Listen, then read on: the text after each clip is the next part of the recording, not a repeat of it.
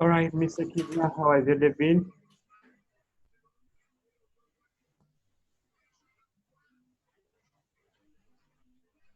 Here so far so good. Everything is just fine, except that this coronavirus pandemic is a world or over scare. But we are fine. How about that side? Well, this side, I would say it's also, a bit fine. Though we are now, because of the coronavirus, we are, trying to get online, something that we are just learning at the moment. Yeah, so we just have to get used as per, what is going on. We have to be a little bit dynamic in each and everything we do. So we are channeling to zooming most of our knowledge, and then advising people to follow us this side because it's the way to go, I would say. Yes.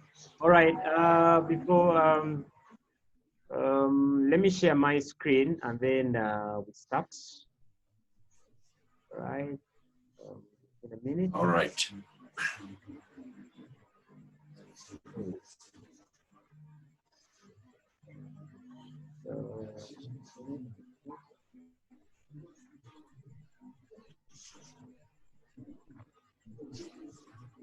Okay, so Mr. Chiza Manda, I introduced you to the DSS 360. I also welcome those ones that are going to watch in, those that are coming in from the DSS Excel forum. We also have an active Facebook page that that really talks about Excel and Power BI. And then we also have a very big following from YouTube, though at the moment we are trying to grow the network. Today is Saturday, 21st March 2020, and our topic of the day is the application of lookup formulas in the accounting profession. I guess this is an amazing topic, Mr. Chiza. Yes. All right. Okay, so before I transfer that this is a new kind of sharing knowledge, and our slogan is trying to.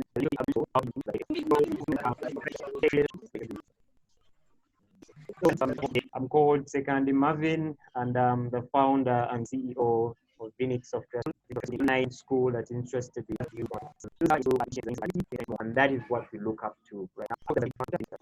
I'm the founder and organizer of the DSS 360 program. Now get me at Ssekandi Marvin 15 email. All right, so okay, Mr. Chiza, I guess now you can give us a little bit about yourself. Yeah, thanks a lot, Marvin. My name is Chiza Manda. I belong to the SS 360 forum on WhatsApp. I'm one of the active members there. I'm regarded as an Excel expert. A little bit of my background professionally. I'm from an accounting profession. I'm currently working as a project accountant.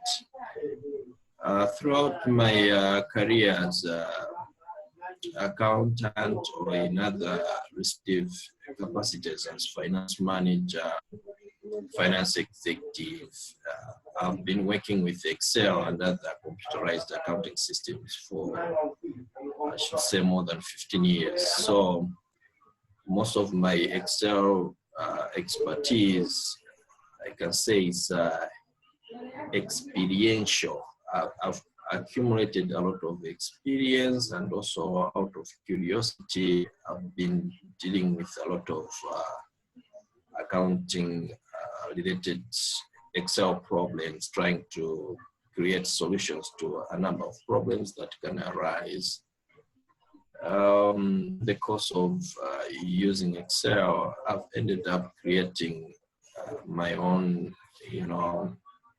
accounting templates and payroll templates, just out of experience, and also through the knowledge that I've had in the advancement of Excel field, especially Visual Basic. Okay. So that's all what I can share for now. Okay. Thank you. So maybe a simple question: how long have you used Microsoft Excel? You know, can you gauge the period of time you've used Microsoft Excel?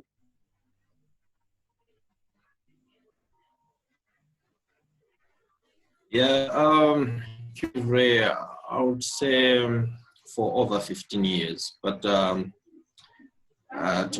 be like an advanced user, it would be 10, but I'm including 15 because, you know, we all start as a novice. So if I can include the novice years, Okay. I'd say over 15 years. And it has been a quite fruitful journey. You know, each and every year you are trying to be a better yourself from the skills that you had a year ago. So Okay. yeah, that's what I'm saying. All right. So maybe before branching off to our topic today, I've had so many accountants say that perhaps going deeper into Microsoft Excel is not something that I should focus on. You know, so they take Excel to be something like a normal application, and in other words, they keep on saying, you know, there's no reason as to why I'm getting deeper into Microsoft Excel. We once had we were going to have a training with a certain accountant, but of course they kept on saying, you know, I don't want to go deeper into Microsoft Excel. So what would you tell an accountant who keeps on saying learning Excel isn't lucrative, or you know, it's not something that I should focus on?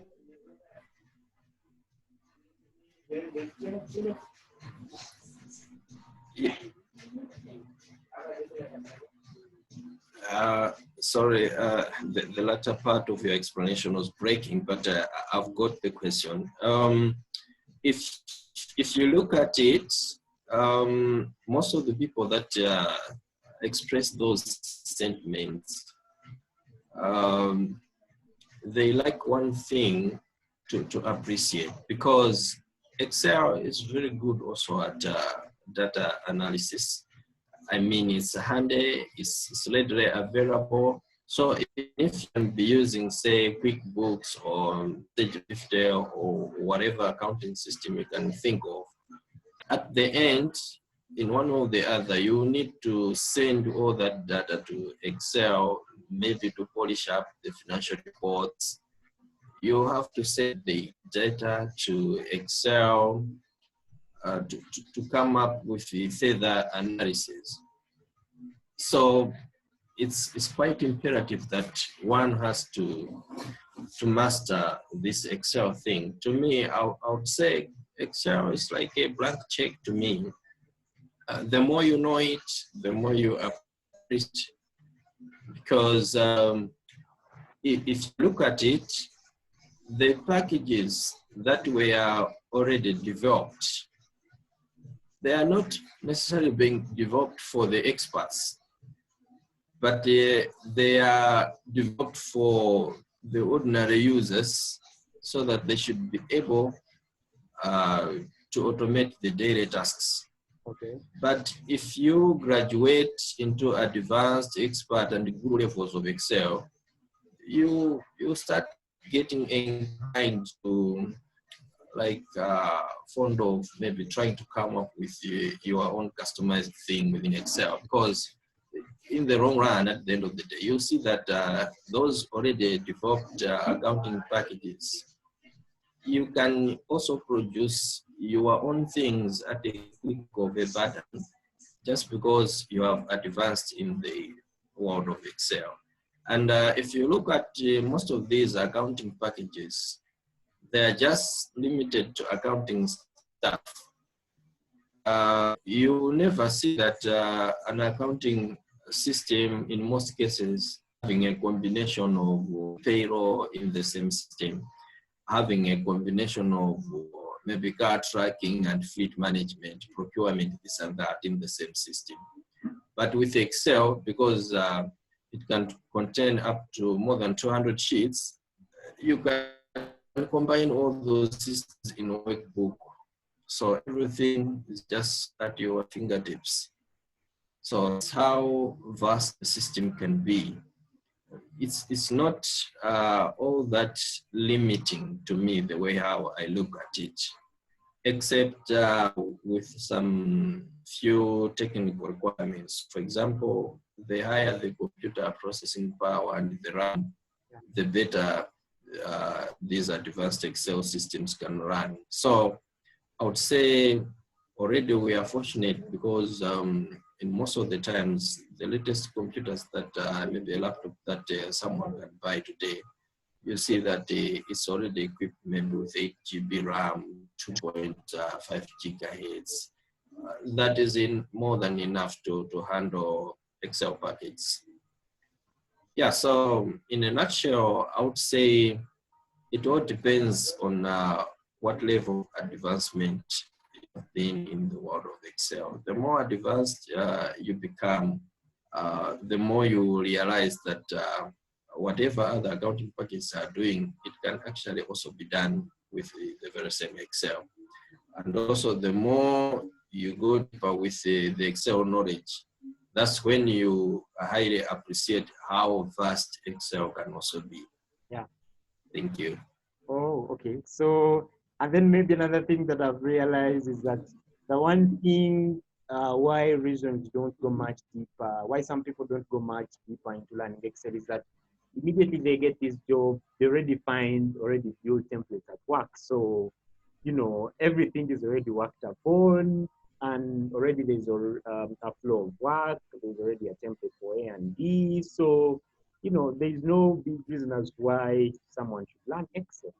I don't know. Have you come across such a reasoning from your point of view, the advanced Excel point of view?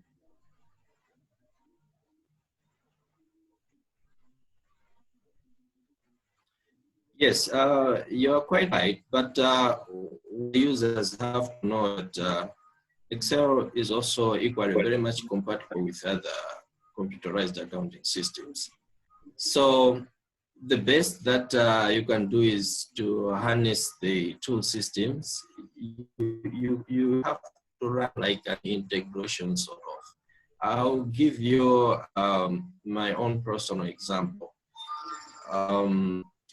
I'm also an expert in Sage 950. So at a certain workplace that I've ever worked before, Okay. there was a scenario whereby the official system that was running and also in our financial manual, it was Sage 950. And yet my account staff, they didn't have any knowledge of Sage 950, but I was expected to produce the financial reports using Sage 950. So what I did was all my colleagues were capturing all the transactions in Excel.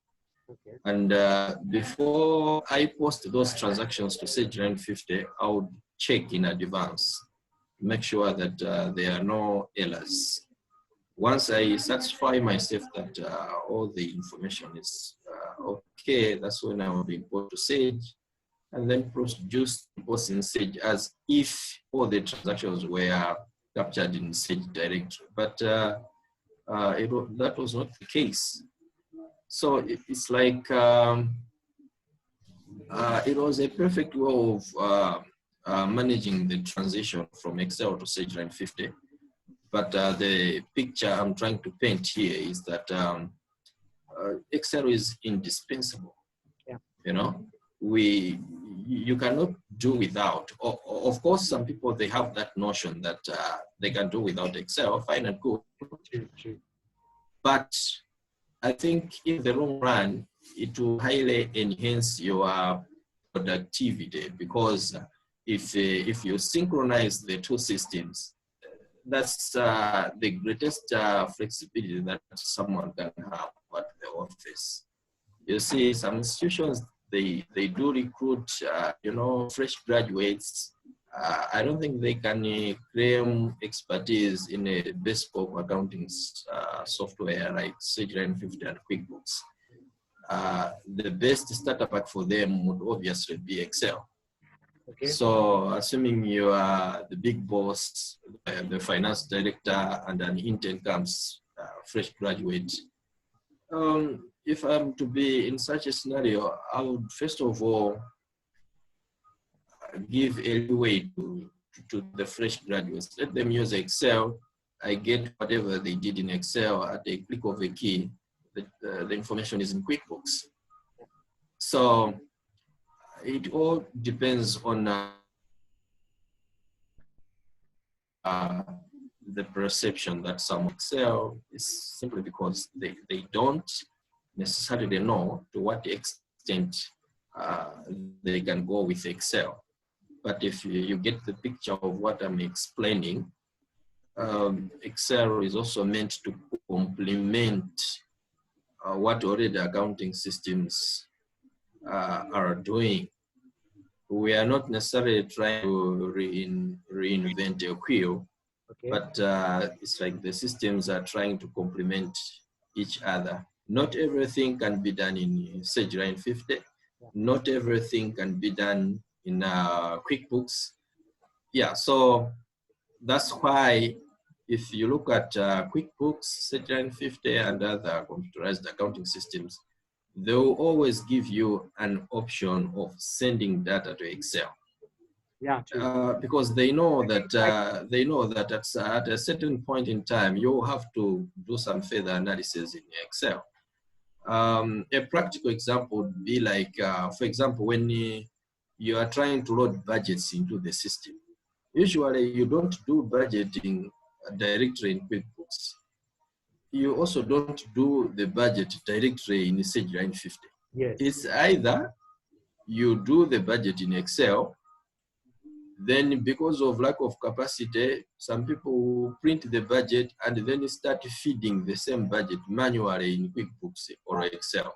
Which is, yeah, but in my case, what I do is I prepare my budget once in Excel. At a click of a key, I import the same budget to QuickBooks. I also import the same to Sage 50. That's amazing. That's amazing. Yeah. I think we shall cover that in the near future to come, because I think yes, there's so many people that actually can't have a budget in Excel and then exporting it in QuickBooks. All they have to do, yes, usually they come up with the budgets in Excel. They perhaps most of the QuickBooks users, and I'm certain QuickBooks has an option for coming up with this budget, right? Yes, it has. Yes, but then I think if you know that actually I can have the same budget in Excel and then import it into QuickBooks. Yeah, it needs some careful arrangement and a considerable depth of knowledge, but that's why we are there. We are there to simplify such things. Even a fresh graduate, they should be able to do it at a click of a key. All right. That's that, of course, that gets amazing. Okay, yeah. Yes. So now today's topic is really a very big question: the application of lookup functions, the accounting applications. I've come to learn of so many lookup functions. For example, we have VLOOKUP, we have HLOOKUP, we do have XLOOKUP that is now in Microsoft Office 365, as well as Office Insider. I don't know whether you've worked with it before. Yes, actually I have it. I'm using Office 365, and I can say I can apply it. How I know how I can use the XLOOKUP. Okay. So the question is, why would I be knowing how to look up in Excel? In other words, why do I have to learn lookup function if I'm an accountant? When do I have to use them? You know, there's so many questions that come up with things to do with when do I learn how to use lookup functions? Which lookup function will work for me at a particular time? When do I use it? You know, yes. Yeah, thanks for the good question. If we are to drift aside, to leave the question a little bit temporarily and just focus on the word lookup itself, it's like we are asking the question, what are you looking for? Now, many are the times when maybe your boss or even yourself, you'd like to know how much revenue has customer X given us? How much business have we transacted with customer Y? For management purposes, they would also like to know what's the level of the liabilities that the company is having. How much are we owing to our suppliers?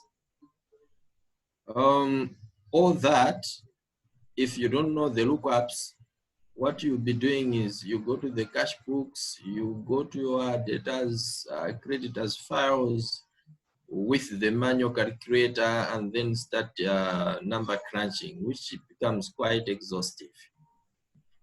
But here we have lookups.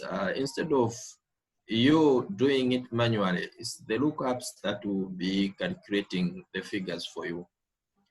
Or what you do is you need to carefully organize your data in terms of coding. You need to give the suppliers and the customers some unique codes so that the lookup functions should clearly work with the codes that you supply to your customer and supplier records and other areas as well that will need the lookup functionalities. So in a nutshell, I would say there are a number of scenarios where you need to use lookup functions. For example, we have already talked of the debtors, the creditors. We can also think in terms of maybe fixed assets. To what extent has maybe asset A or asset B been depreciated? How much have we charged in terms of depreciation? Obviously, it means we apply some lookup of some sort to come up with the calculations for such figures. Because usually we are also entrusted with handling of payroll. You see that at some point in time, you would like to know how much have you paid employee A or how much have you paid employee B for the year 2019. Means all those summations, they have to be extracted from a database of your payroll. From a layman's point of view, all what you can think of is print maybe the whole payroll, take your pen and paper and start tracking one by one. Okay, here's a employee A in January received this much. Then you go to February. So assuming you have 500 employees, so you strain your eyes trying to look up for data for employee A. I guess this is where people sleep in offices. Yes. So in short, the lookups, they help you instead of you going into the system and physically trying to add up things manually or trying to look for specific information. The formula will look it up for you. So one of the advantages of accounting computerized systems, the key benefit is that of speed and accuracy. Instead of you looking up for maybe the payroll information for a particular employee, it might take you maybe 30 minutes, but with a lookup functionality, that will be done in no time. Yeah, so there are a number of areas that we can deploy lookup functionalities, but in short, let me just highlight the few that I've stated. All right. Okay, so I think you're going to do a demonstration on how you've applied them in your mini system. Yes, for sure. I'll try to demonstrate using a mini, I'll call it a mini system. Yeah. We're trying to create a simple database of transactions, and then we'll try to make sense out of the transactions to say how much is customer A owing us, how much is the outstanding balance, how much have we made in terms of electronic sales, how much have we made in terms of maybe kitchenware sales, something like that. So allow me to share the screen for now, and then so that you should appreciate what I'm going to demonstrate. All right, you can go on.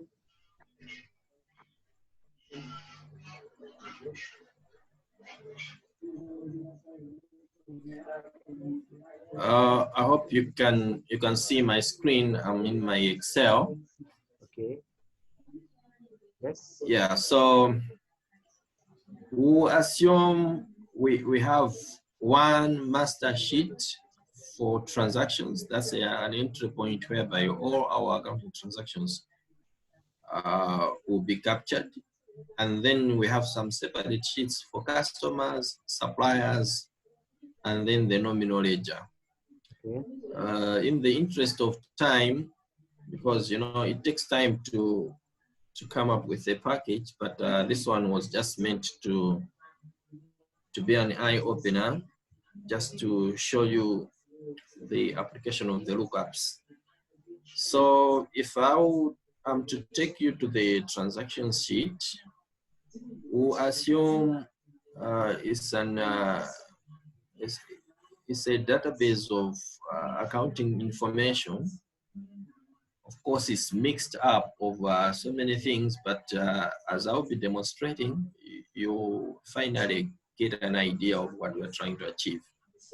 Now, we need to know, usually when you are recording a transaction, whether it's a customer invoice, supplier invoice, bank payment, or bank receipt, and other accounting transactions, usually you need to supply the date, and also looking at our arrangement of the database here, we are trying to guide the system to determine what transaction type we are dealing with. The account reference, in our case here, it's more or less like a transaction reference. Of course, this one I'll rename it as transaction ref. For example, if it's a customer invoice, we can say it's a invoice number what. If it's a bank payment, then the number will be interpreted as a check number in that regard. So we have transaction type, transaction ref, then account code. The account code, we are supplying that for customers and suppliers. If it's a customer invoice, we have to supply a customer code. Now, let me admit that due to time constraints, I just decided to quickly come up with a simple system. But the more sophisticated you become with the template, we can make it more versatile in the sense that on the transaction type, when you say it's a customer invoice, automatically on the account code, it should only allow and perhaps maybe give you a drop down of customer codes only. All right. But for now, let us just do it manually. Now, because our key question tonight is application of lookups, you see that the moment you put the account code here, you don't have to write the customer or supplier name. You see on top there, I have a lookup function. This one is not like an ordinary lookup function. It's a combination of functionalities because I can say it's a nested if. So it's like the if statement is providing an underpinning to the lookup function inside it. And also there's a little bit of what we call error handling. What should happen if what we are looking for is not available? So it will return an empty string. It will just be blank. That's why you see here in the cells here on top here, you see that there's formulations, but it's just clear. It's because of the blank quotation marks there. Yeah. So maybe the same up. Pause there, Mr. Chiza. How long does it take you to write such a nested if function?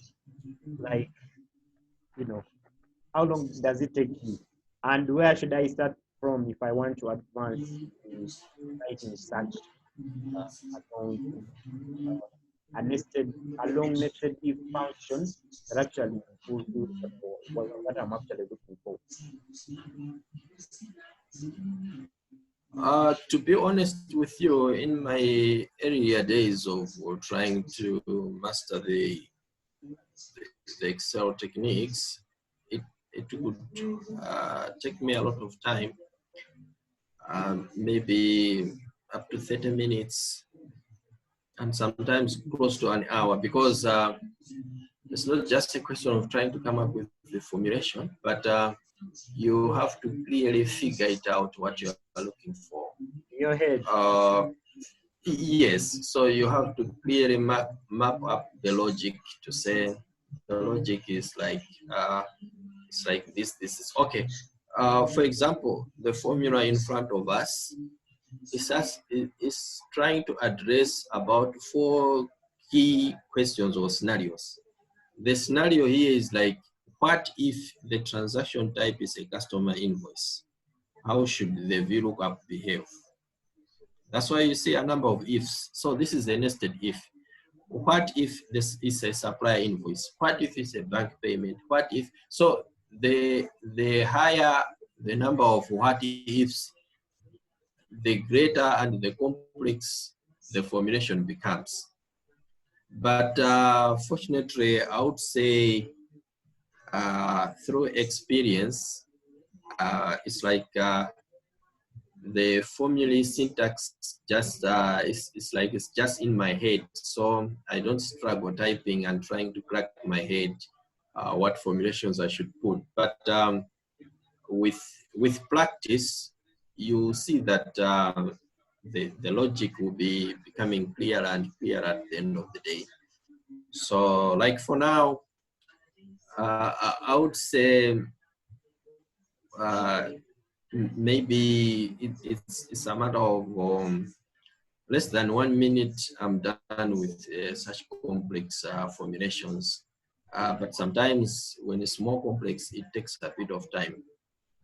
Yeah, so I'll say I'm fairly efficient when it comes to formulations, because thanks to the experience and maybe the exposure that I'm having. Yeah. Okay, yeah, so I guess we can proceed. Yeah, so if you look at the nominal codes, there's also another VLOOKUP. Okay. On this one, we are saying you see it doesn't involve a number of variables, and the formulation is a bit simple. You see, the formulation here is just it's not as complex. Sorry, it's not as complex as what we are seeing here. Yeah, so don't make your life complicated when the scenario itself at hand is simple. You have to choose your formulations carefully. First of all, we start with the ordinary formulations. If the formulation is just requiring you to do a simple addition of cell A1 plus cell A2, there's no point calling a VLOOKUP to do the job for you. But the lookups, because sometimes the other question would be, but I think here it was just a question of doing A1 plus A2. Why have you decided to go for a VLOOKUP? We are calling for a VLOOKUP simply because we know it will save us well in so many areas than just an ordinary formulation of A1 plus A2. Yeah. I will demonstrate that in shortly. So you see, the moment you put the nominal code here, the code will pop up automatically. So I didn't formulate anything for banks, but because I thought you can just punch it in. And then usually every transaction usually has what we call a description. So you can put a description and then the amount. Now, allow me to post maybe one invoice for customer, one invoice for supplier, and one bank payment and one bank receipt. Right. So that you should appreciate how the system will be behaving. For example, we'll post an invoice catering for home equipments, which the nominal code is 4002. There's nothing there. And if you look at customer number one, we don't have any invoice for customer number one. So we'll use customer number one, who is Alfred Holmes, and the nominal code we'll put 4002, which is for home equipment. I just want you to appreciate how the system will be interpreting the figures. So the date, I will assume I'll just inherit the dates on top. Control D, it will just copy the contents on top. This one we are saying is a customer invoice. What would be the invoice number? I will assume that is the invoice number. The customer, we said is customer number one, and you see there is Alfred Holmes. It has automatically picked from this was looking for CAS 001 from this database of customers. So that's the bit of the lookups. In this case, we're using the nested VLOOKUP. Our code, we said, is 4002, which is for home equipments, and the system has given us the account name automatically. Okay, I think I did. Sorry? That's amazing of to see the lookup auto-populating things rather than doing them manually. Yes, so yeah, so it in fact, it reduces the number of fields where the user should be inputting the data, because we already know 4002 is home equipments, but in the absence of formula, it means you actually have to memorize, first of all, what is 4002 and then type it yourself. But this is not the case. You just have to put in the code. And it gets worse if you have more than 500 nominal codes. You can just imagine. Yeah, so of course, this is an invoice. We don't need a bank account for now. You can as well leave this field because it's an invoice. But we will need this field when the time comes for the bank receipt or bank payment. Now, home equipment, it will be like maybe allow me to use a wheelbarrow, which is maybe 85,000. So once I post this, you can rest assured that the system under customers, we are dealing with customer one, it has recognized the total invoice for 85,000, which is wheelbarrow, and then the outstanding balance is also 85,000. We can also post another invoice for the same customer.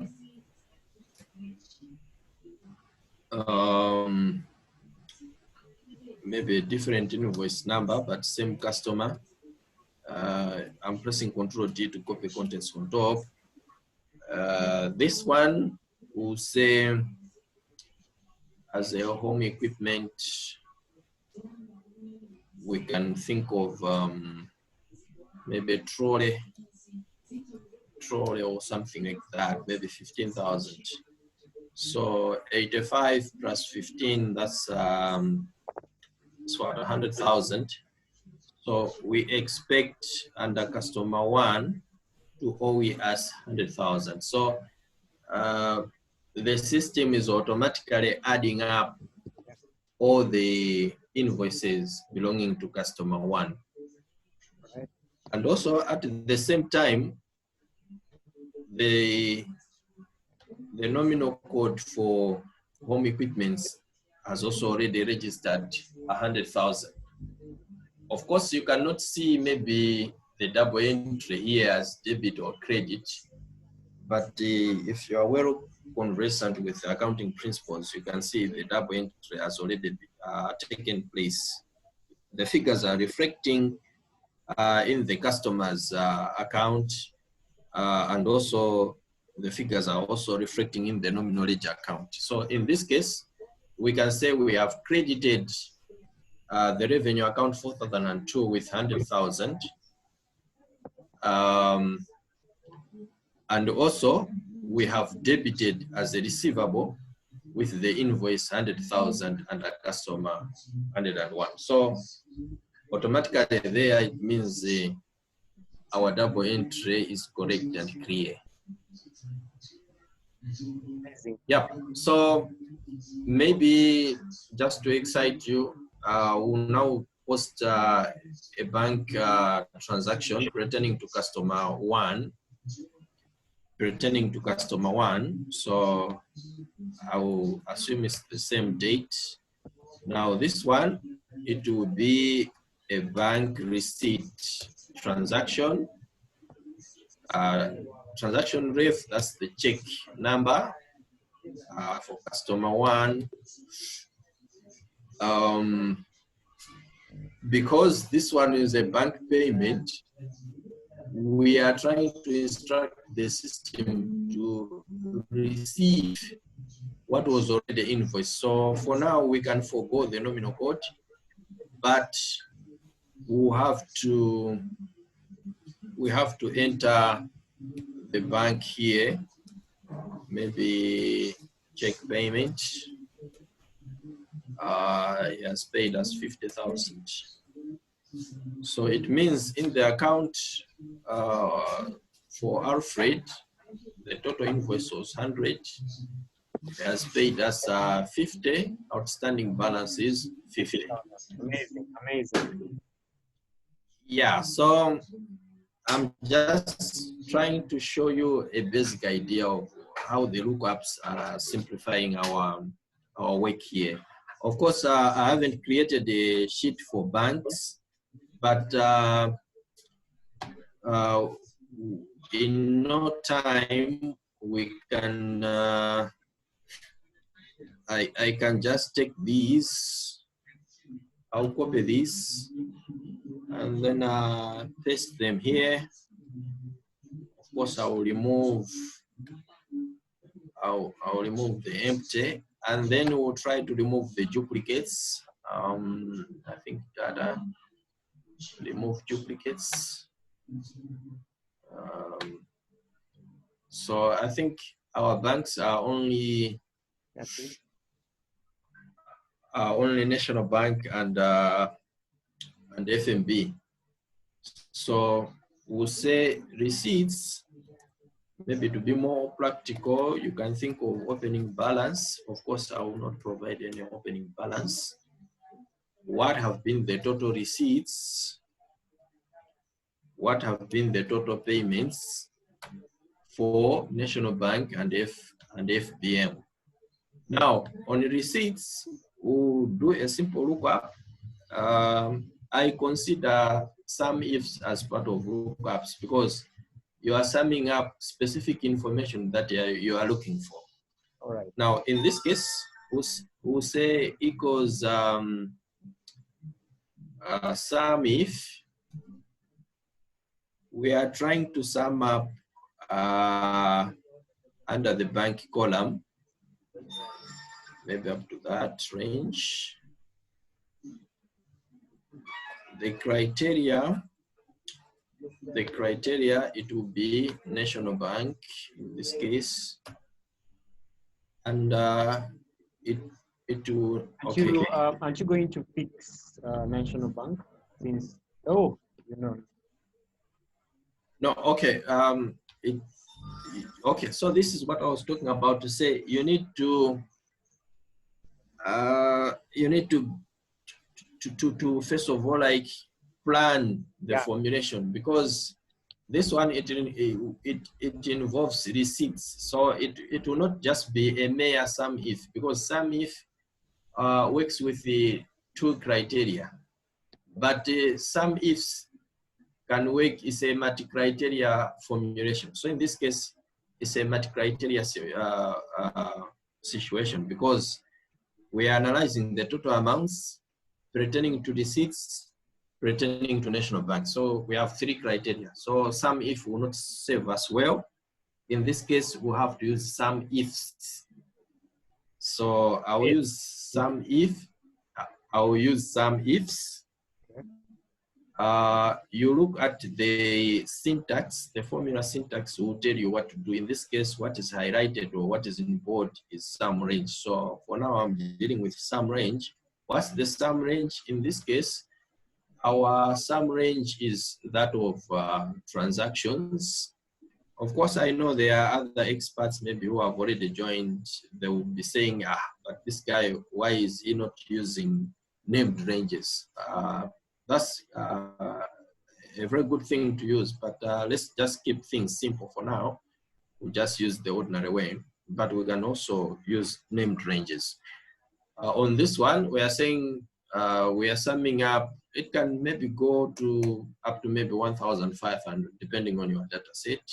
We are summing up that range. The criteria range, it will be National Bank range. I'm doing up to 1,500.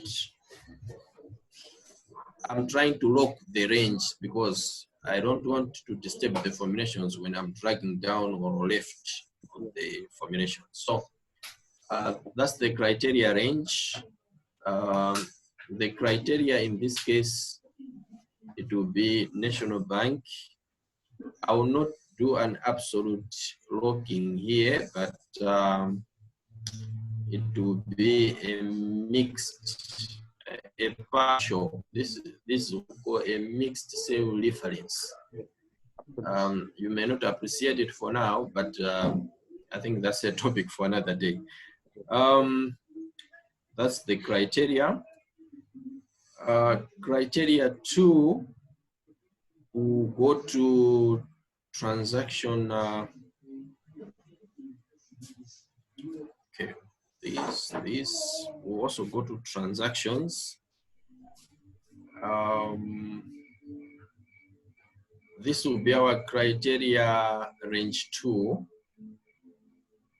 It starts with B3 up to 1,500. So there are three fields. There was the sum range. We have provided info for criteria 1. Now we are on criteria 2. We are trying to work out the receipts. So that will be the criteria range. And the criteria, it will be bank receipt. Of course, I can make it more dynamic, but for now, let us do it that way. So you see, it means upon formulation of that, automatically it has summed up to say under National Bank, those are the receipts. Under FMB, that's the receipt. Now we can drag the formula across and then change where there's bank receipt, or put bank payment, National Bank, that. And then this one, because we started with opening balance, we need to have closing balance. So closing balance, it will be opening balance plus receipts minus payments. So that's those are the closing balances. Yeah, so you can see there is only one sheet having all the transactions. You know, in most of the Excel templates, people will be like, they will be separating, there will be a separate sheet for customer receipts, there will be a separate sheet for customer payments, there will be a separate sheet for payables and receivables. But at least I saw it when a client sent me their template. So yeah, it's really common amongst you know, the people that are actually trying to embrace the idea of you know, learning a little bit of looking apps and then some functions. So they don't know perhaps the possibilities that are in other, you know, functions. yeah, so that's the beauty of when you master the lookups, because you create one database for all transactions, and that will give you massive benefits, because from my Excel consultancy works, you see that people, they don't like the idea of an Excel workbook having 20 sheets. Yes. They would rather like working with one sheet, and then the other sheets, they will just be reporting sheets. So basically, this is what we are trying to achieve here. The transaction sheet is one sheet having all the transactions for receipts, payments, invoices. We can even introduce journals at some later stage. The nominal codes, they are already there. The banking information is already there. So when you want to see the information for maybe banks, you just go to the sheet for banks. The formulas are already waiting for you there. Then they will, and once you come to the customers, suppliers, and other banks, apart from the transactions, that's where you see that the system is interpreting the transactions accordingly. All the information is going to the relevant fields. Yeah, so I would say that's the beauty of lookup functions. Now, as a bonus, allow me to quickly come up with a simple formulation of data, and this will be like our final scenario. We'll assume we have branches all over the country. Now all those branches will give us maybe the monthly sales reports. for a particular day, maybe from Monday to Sunday, now running from January to December. And then as managers, we need to quickly retrieve the information at our fingertips to say how much did we sell for every Friday from January to December. Okay. You know, managers, they are very unpredictable. You are in your comfort zone, in your office, they will be like, can you give us a daily sales analysis? So if you don't know the formulations, you will be sweating daily. Yeah, so let's create a sales scenario. Now, my scenario would be like, assuming we have a master sheet for consolidation of sales figures running from January to December, and also maybe Monday to Sunday. Okay. Yes. I'll quickly come up with some random numbers. I will generate using a formula equals round between. We'll assume the least sale we can make is 1,800,000 to maybe 20 million. We'll round to the nearest thousand. Having done that, those are I think there's something. Okay, round between.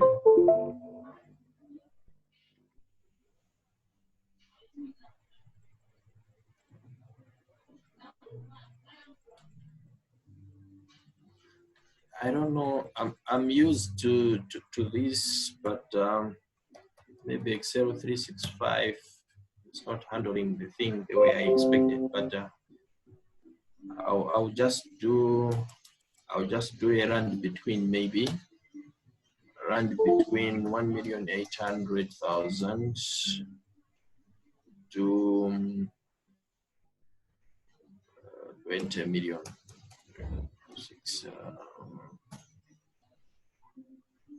I'll just try to generate some random numbers. Of course, they will not look nice as the way I expected.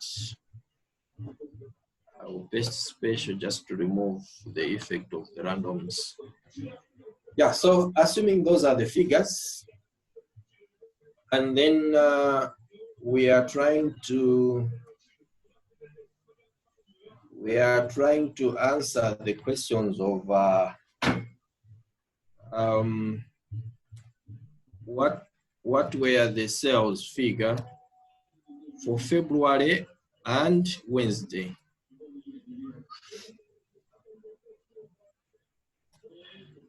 A combination of these, we need to come up with a figure. Now, I will use what we call index and match. It's another way of coming up with the lookups. What I'm indexing here is index. I will use index. This is my data area. That's the array. Now, row num.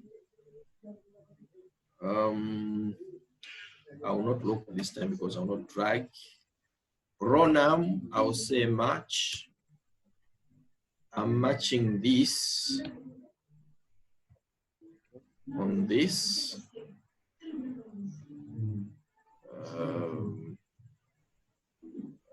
Exact match. The column I will also, column num, I'll also match. how much Wednesday for this.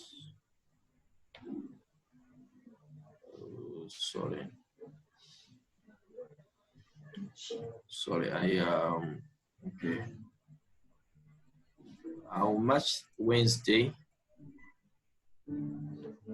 from here to here? That's the lookup array. Match type, it has to be exact. Yeah, so that's the index. Now the figure here, it has given me 7,685,120. The question was, what was the total sales figure on a Wednesday for the month of February? So you see, it's 7,685,120, which is there. You can try to change to say, how about July on a Wednesday? So it means we'll go to July and then Wednesday, it gives us 9,616,733. How about the same July, but it's a Friday? So it's very dynamic. You see, you go to July on a Friday, it's giving us 7 million. It's this figure here, 7,631,543. Yeah. So as brief as the scenario seems, but you can grasp the idea to say maybe this is sales. On these sales for Friday, anyone, the manager can just badge in your office. Chiza, what was the total sales for January on a Tuesday? Then I'll just say, okay, I'll put January here and then change this one to Tuesday. Then there and there is it was 7,000,003. This. On that note, I would say that's how easy I find the work sometimes, because if you look at this, assuming you have thousands and thousands of rows and columns, you end up straining your eyes. But with this one, it's a powerful combination of lookups. In this case, we are using index and match. Yeah, so on that note, I would say that's a brief application of how we can apply the lookup functions. But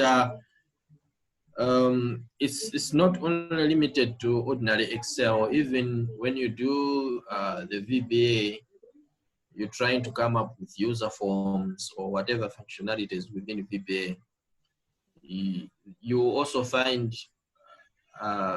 it more useful. Yeah, so I don't know, but for me, this is all what I had to share tonight. Yeah. Thank you. All right, it's really an amazing thing that someone should look much into. Maybe my last question would be, is it only accountants that are supposed to plan a lookup function? Because there's also a suggestion that it's usually accountants, auditors, and people that work with maybe large chunks of data that really work with Microsoft Excel. I don't know your view on that.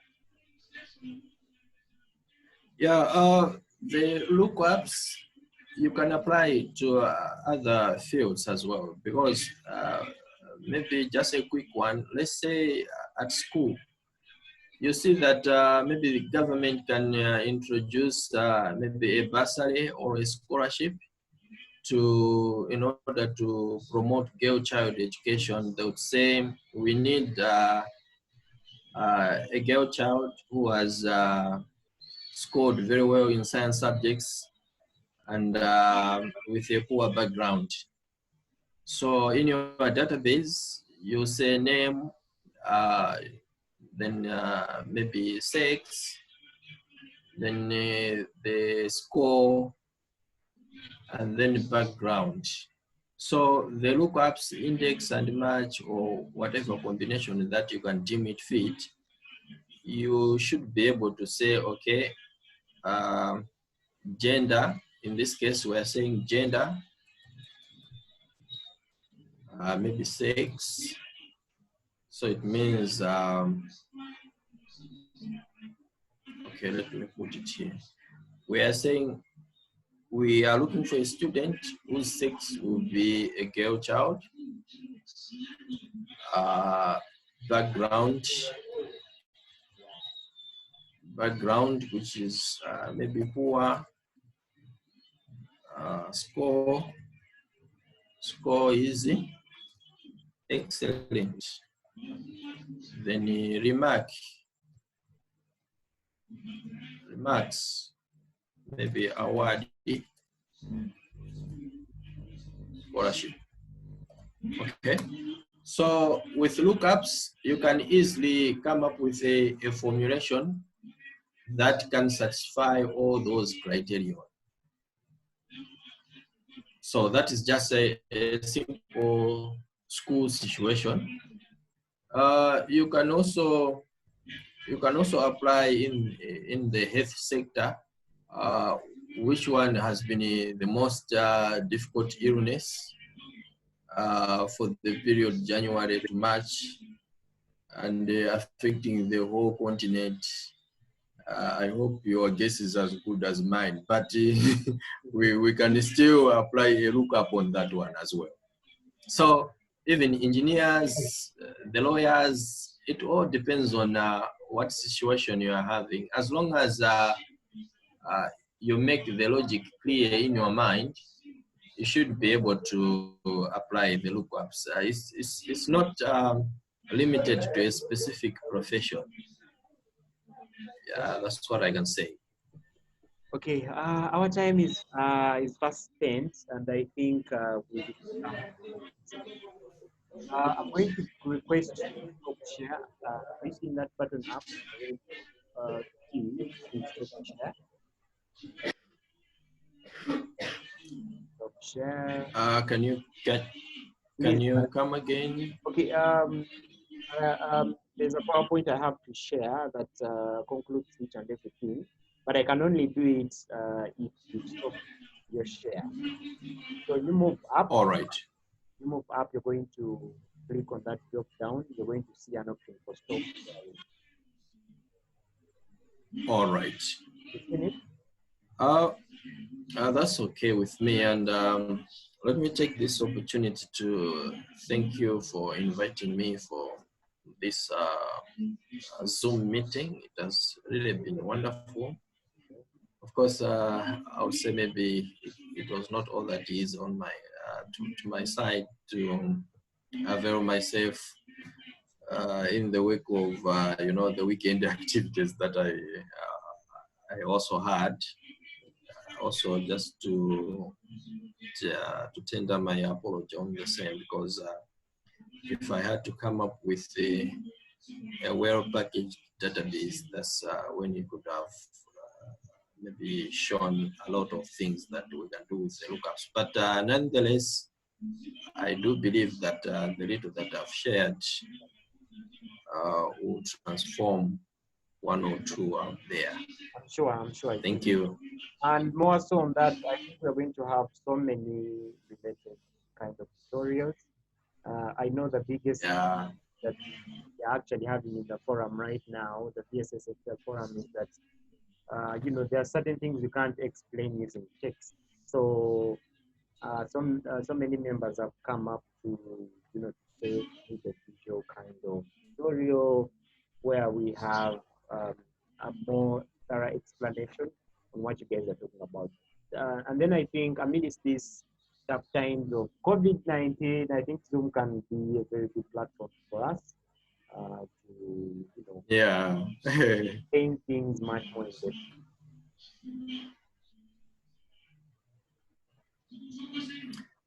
Yeah, so it's quite late here.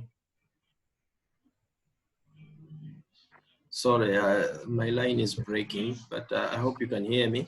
Yes, I can get you. Yeah. Okay. I'm saying sorry. It's a bit late this end, but it has been a pleasure being a guest speaker tonight. All right. And it's my appeal to other experts that we have in the forum to emulate this example. They should also avail themselves so that they should share what they know most to the best of their ability. Right.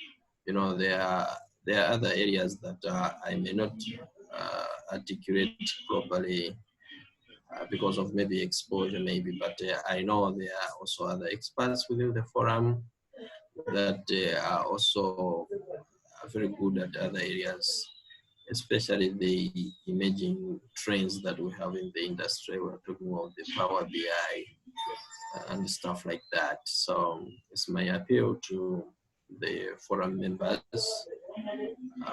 Whenever you feel you have something that is worth being a guest speaker for, don't feel shy. Contact the CEO of Phoenix Software School, Mr. Marvin. He should be able to create space for you and host you for an hour or so. Thank you. We actually going to have so many of such engagements. So maybe my last question is that this could make sense for so many people out there, but now the issue comes in with what happens if they want to get in touch with you. Can they write to you an email? In other words, do you have any social media followings and all that? How can they get access to you? Yeah. First of all, I need to give preference to the members in the WhatsApp group. I'm a member of a WhatsApp group for Phoenix Software. I'm just there, we can easily interact. But for those who are not yet on the group, they can find me on my WhatsApp number. I don't know if you are still seeing my screen. Okay. But I don't know if you are seeing my screen. All right. There's another option for you can go back to share, and then you add something like a sticky note, anything. But you can meanwhile write it here in a cell. I'm going to add that information actually below the video on YouTube as well as Facebook and all other media following. Yeah, so it's fine. Right. That would be great. WhatsApp, I'm found on +265 996 283 212. I'll repeat. My WhatsApp number is +265 996 283 212. My email is Chiza Manda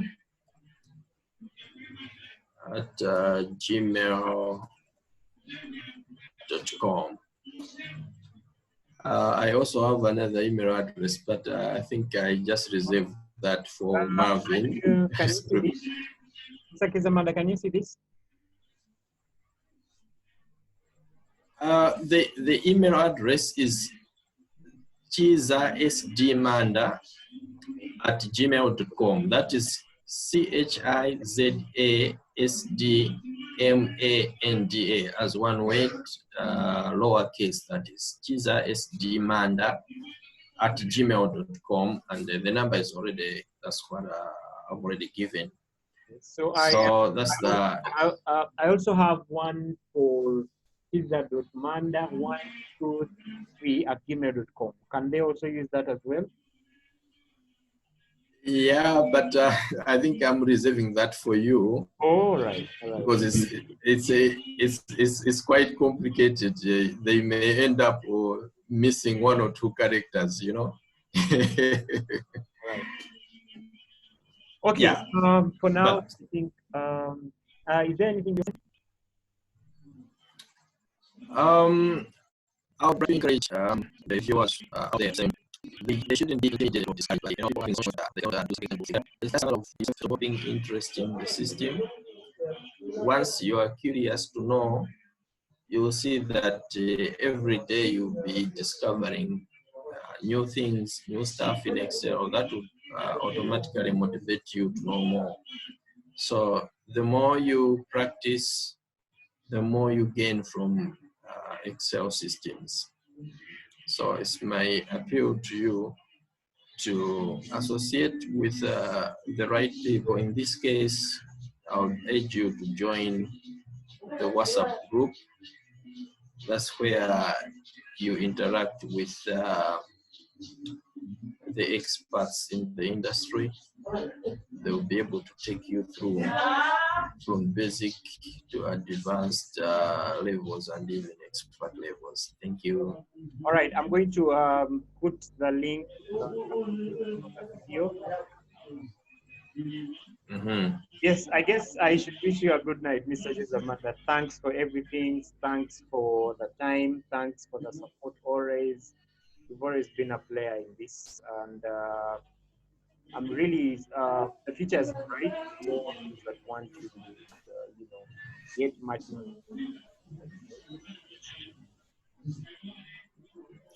Yeah, I also once again thank you and wishing you a good night, and also I'm praying for God's mercy to save you from the global pandemic, the COVID-19. We hope we also start making the gatherings as usual in our country, because there's a ban, by the way, but we hope the situation will improve. So once again, it has been a pleasure, and I wish you a lovely weekend. Thank you. I wish you a good night. Yeah, same to you. Bye.